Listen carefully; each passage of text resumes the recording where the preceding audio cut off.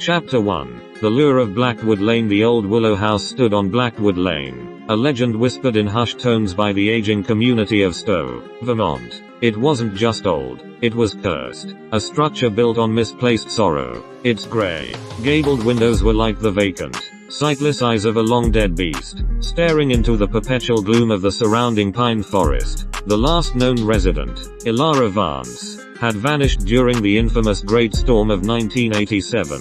No body, no note, only two lasting tokens, a single, antique, unlit lantern left centrally on the porch, and a faint, dry scent of dried lavender that locals swore you could only smell just before the heaviest downpour. The house sat on 40 acres of wilderness, its only companions being the relentless rain and the wind that didn't just howl, it seemed to articulate itself, carrying sounds that weren't natural. Every clock in the house, found later, had stopped precisely at 3:07 a.m. This history was exactly what drew Liam, a 24-year-old urban explorer whose channel, The Nocturnal Truth, thrived on proving the ordinary origins of the paranormal. Liam was a skeptic, armed with high-end camera gear, thermal scanners, and a cynical smirk.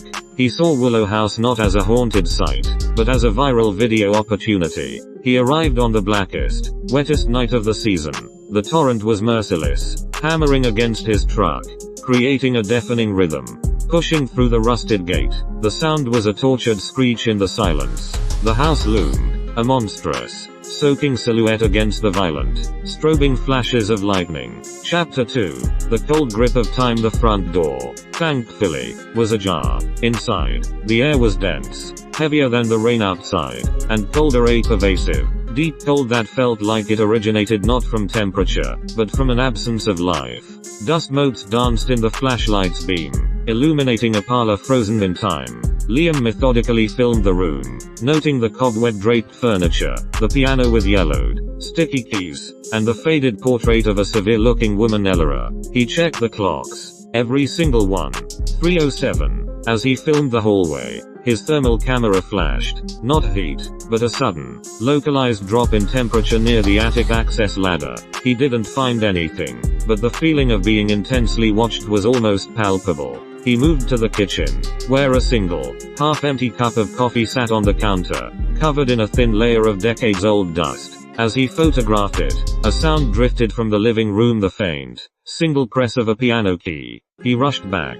Nothing. The shadow of the massive willow tree outside seemed to pulse on the wall with the lightning. Chapter 3. The Willow Secret. Driven by the core legend, Liam made his way to the backyard. The willow was a grotesque monarch of the darkness. Its trunk was thick and gnarled, and its low-hanging branches felt less like foliage and more like the grasping limbs of a sleeping giant. As he neared, the wind suddenly stopped, creating a terrifying vacuum of sound. Then, the sound began, a faint, continuous whispering. It was dry, papery, almost like the sound of old maps crumbling, yet it carried an undeniable language. She never left the lantern for the keeper. Underneath the roots is truth, buried with the pact. Listen to the sorrow of the rain. Liam, the proud skeptic, was paralyzed. He fumbled for his audio recorder, catching the terrible sounds. The voices focused, urging him towards the base of the tree.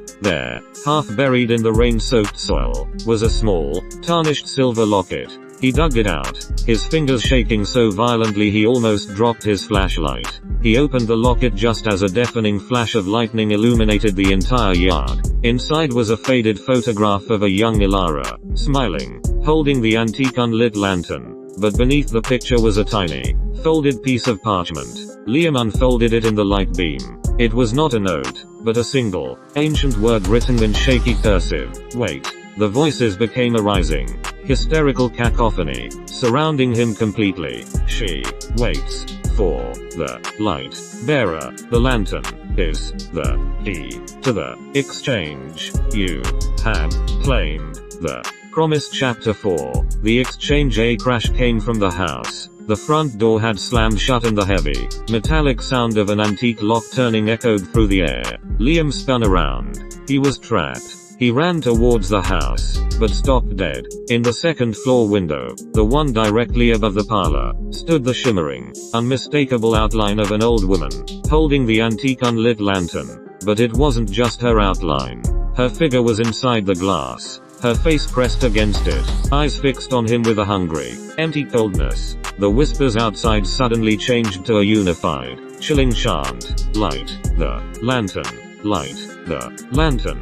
Liam scrambled back to the willow, pushing through the branches, which now felt heavy and restraining. He realized the locket in his hand was strangely warm, pulsating. He threw it into the mud and ran towards the back of the property, tearing through the forest, the scent of lavender overwhelming the smell of wet earth.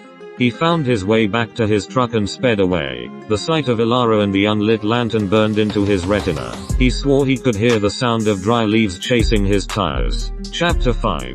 3:07 a.m. 2 nights after his escape, Liam was back in his modern city apartment. He tried to rationalize the experience. Low blood sugar, panic, bad weather. But then he woke up. Not naturally, but with a sudden, bone-deep dread. The room was dark, but he heard it. The relentless, distinct sound of rain, a sound that was not in the forecast. He looked at his nightstand clock. It was precisely 3:07 a.m. Beside the clock, placed neatly on his bedside table, was the tarnished silver locket he had dropped at the willow's base. And beside the locket, was a perfectly dry, small piece of antique parchment. He picked it up with a shaking hand. This time, the word written in the shaky cursive was, "Found." The scent of dry lavender filled his apartment. He heard a soft sound near his window. He slowly turned his head. The window was completely black with rain, but pressed against the glass, just barely visible in the reflection of his small room light, was an unlit lantern. He didn't scream. He simply sat in the darkness, realizing that the exchange was complete. The locket was home, and he was the new keeper of the lantern, the one who now carried the curse. He reached out to grab his phone, but his fingers froze when he heard a dry, papery whisper right next to his ear, merging with the sound of the impossible rain. "Now, we listen to your story." And then, every electronic device in his room, his phone, his laptop, his digital clock flickered and stopped, frozen forever at 3:07 a.m. Liam now lives in fear of the rain, knowing the tree's secret wasn't about who left, but who was forced to stay. And every night, precisely at 3:07, he hears the faint, persistent scratching at his locked door, followed by the dry, incessant whispering, waiting for him to finally light the lantern.